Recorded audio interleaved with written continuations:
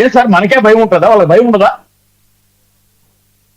వివి లక్ష్మీనారాయణ గారు కూడా జాయిన్ అయ్యారు, మాజీ సిబిఐ జడ్జి. లక్ష్మీనారాయణ గారు నమస్తే.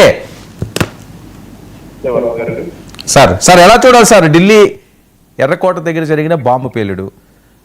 ఆల్రెడీ పెహల్గామ్ నుంచి ఎన్నో ఎన్నో గుణపాఠాలు వాళ్ళకి నేర్పారు, అయినా ఎక్కడ భయపడలేని పరిస్థితి.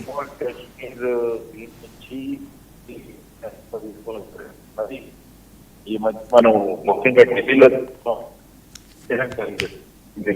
ఈ మధ్య ప్రాంతంలో కూడా నార్త్ ఈస్ట్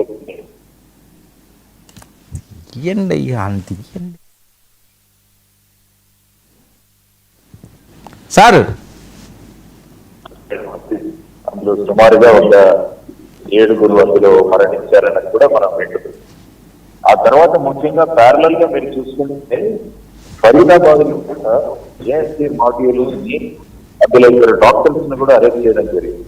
వాళ్ళ దగ్గర నుంచి సుమారుగా 360 కిలోల ఈ అమ్మోనియం రేటు తయారు చేసే ఇదంతా కూడా సీజ్ చేయడం జరిగింది.